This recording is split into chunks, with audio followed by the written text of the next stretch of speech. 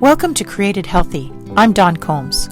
It's a common idea that God gave us everything we need in nature, but do we believe it enough to walk that out in truth? Often the very same people who say this go looking for answers on how to use food and medicine from man-made sources. Everything man creates comes with a user's manual. Why would God be any different? I challenge you to join me in seeking revelation about our body, mind, soul, and spirit health by digging into His written word and in practicing pure science in the visible world of His creation. Because every house has to have a foundation, it was laid strongly on my heart to start this podcast with a daily series. I am using the book, The Bible in 52 Weeks, which you can buy for men or for women. I invite you to read along with me. Welcome back. Today I'm reading Exodus 22 through 25, and it's pretty dense with a lot of rules. So I'm going to sum up a lot of them. We're talking about property rights today, and God is pretty clear that stealing isn't a fixed payback with one-to-one. It isn't just you took a sock, you have to give a sock back. Your crime is bigger than the loss of a thing. So usually you are repaying with multiples of what you took. If you're caught, if a thief is killed or injured in the middle of his act, it's okay. But if they're hunted down later with vengeance, that is not okay in God's eyes. Trust is big for God. There are rules here about someone seducing a virgin, and that he has a responsibility then, and he has to marry her and provide a dowry, unless the match isn't a good one, and then he pays a dowry and he doesn't bother her and marry her. Widows and orphans are mentioned and said to be taken care of. There's a lot here about how the Israelites are to live amongst others that aren't of God, that aren't God's people, saying you shall not follow the masses in doing evil. Don't join in. And boy, this is hard for humans, and I see it daily with us today.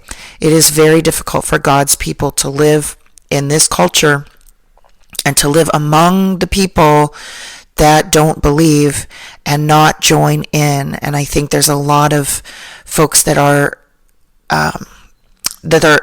being fooled, a lot of believers that are being fooled into following and joining in without realizing it. It talks about being partial to a poor man or perverting justice to favor the needy, and I think the point here is that God's law is equally applied to everybody regardless of your circumstances, and we can't pervert justice because of our emotions or because, again, the masses are telling us that we should. The masses are telling us what is to be good and what is to be bad. Again, we see this a lot in our culture. God mentions the Sabbath and the land, which is something that I have wanted to study and come back and look at quite a bit. The idea that there are 6 days of work, and the seventh day is a stop for all to rest, including the land. It mentions that the land needs to rest too, and we just don't do that. We're constantly picking at it. We're constantly pulling the weeds, killing the weeds. But that is actually something that God created. Those weeds and those things that are growing on their own in the soil are things that are meant to take care of the needy. Don't let the name of other gods be on your lips. So God says again, if you're amongst unbelievers, you cannot talk about these other gods. You can't make your life about them. He puts the feasts in place. The Feast of Unleavened Bread, Harvest, and Ingathering are the only ones. First fruits of the soil come into God's house. He talks about the instructions of how to follow the angel of God. The angel of God carries God's name literally written upon him. So he has God's name personified, and he is to be followed, but he isn't kind and loving. Obey him and he will guide and protect you from enemies. And this is in preparation for going into Canaan. and wiping out your enemies in front of you. He's telling the Israelites, do not worship their gods or serve them or do according to their deeds. And here we see again this reiteration of the promise that we saw as they were leaving Egypt. If you serve God, your bread and water will be blessed, and I will remove all sickness from your midst. No one will miscarry or be barren, and you will live out the fullness of your days. Whew, big promise here. First of all, I want to call to mind that he says your bread and water will be blessed first. So there is a very clear direction here that it is food and water that goes into the body that maintains its health. That is why we have all of these rules. That is why it's important that we're careful of what we put into our bodies.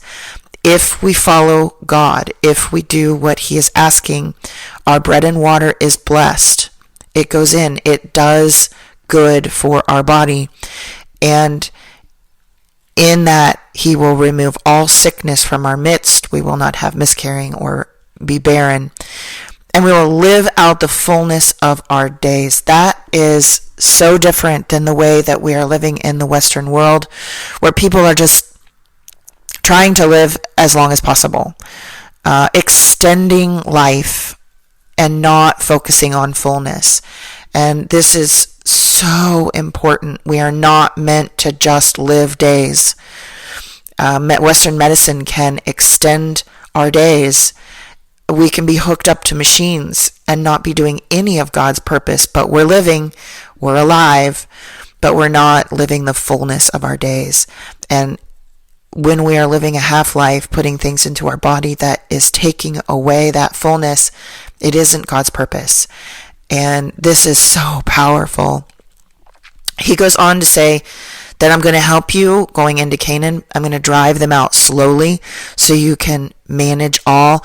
This is really good to think about too. I talked about this in one of the newsletters that just went out to my newsletter crowd.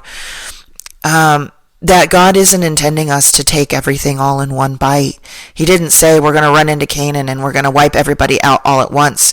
He said we're going to do it slowly so that it's manageable. This is how we heal.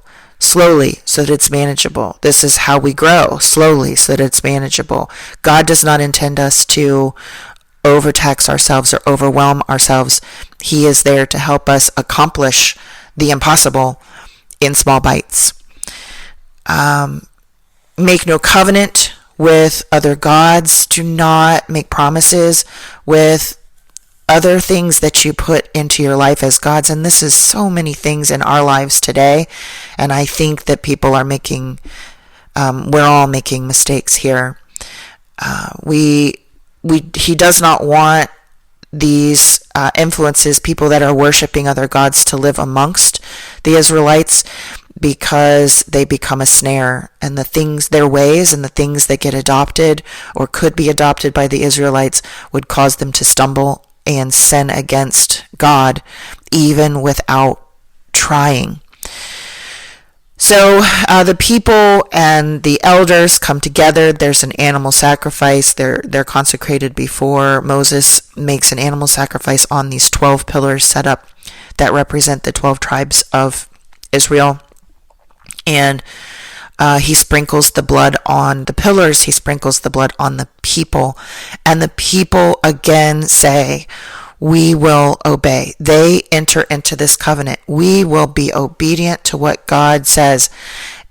And this is dangerous. We have to be really careful that when we make a covenant with God, really anytime we use our words, that we are going to say what we mean and we are going to work to follow it. Moses goes up onto Mount Sinai. Think about this. You're down in the crowd and this mountain is shaking and there's trumpets sounding and there is fire and smoke. And Moses is going to wander up there, and the cloud really rests on the mountain and Moses is sucked up into it. He is up there for 40 days and 40 nights. And if you think about being down on the ground and what that must look like, I think it'd be really difficult to believe that Moses can survive. Up in the cloud, God is talking to Moses, and he begins to talk about the provisions for building the sanctuary, because he wants to live amongst his people. He wants to be there with them. He wants to walk. He always wanted to walk with his people. That was how he set it up in the garden. And he's trying to do that again with these people. And that's why it's so very important that they fully understand how terrible and awesome and amazing and scary and wonderful that he really is, and they understand that it is him that has done all of the works and miracles that they have seen so far, so that they don't rationalize it away. Oh yeah, that probably wasn't really as I made that out to be something bigger than it was, or that was probably just a whole lot of rain. In the case of Noah, I mean, it was just a little bit of rain. We can rationalize things in the rearview mirror, and God's trying really hard to put this in their faces and say, no, you must remember this. You must tell your children and your children's children. You must get this for me to be able to walk among you and you to be safe. So he starts talking about the building of the sanctuary, and the first thing that we come to is how God is going to suggest they take contributions, because they're going to make the sanctuary out of things that they're carrying with them. And it isn't a contribution that everybody has to do. He says, from every man whose heart moves him. He is looking for everybody to step up as they are moved. They are to be responsive to their desires or the things that come to them to do good. They are supposed to be free will people. This is not an order that they give up their riches and they give up their linens and their goat hair. This is voluntarily done. It is a voluntary offering to create a space for God to live. He talks about the Ark of Covenant, where to put the testimony, and how to build the tables and the lampstands, and this begins a conversation about how to build the house that God will dwell in, the place where he will come and interact with us on earth. And in this first iteration, it's going to be a tent, but as we move through the Bible, it becomes so much more, and so important that we understand how particular God is. Because eventually, spoiler alert, we become the tent, the temple, the altar. These things are very important for us to understand how the Israelites were instructed to create these spaces, because it matters how we are creating the space today. I pray that God is blessing you today, as in all days, and that you come back and spend time with me. I hope you're studying. I hope God is talking to you, putting things on your heart that are different than what I'm seeing and hearing. If they are, please share. I would love to hear from you. Have a beautiful day. Thanks for listening. If you enjoyed this episode, please subscribe and share with a friend. And I'm always interested in hearing what God is laying on your heart. So drop me a rating or review, or join the conversation on Facebook, Instagram, or YouTube at Dawn Combs Really.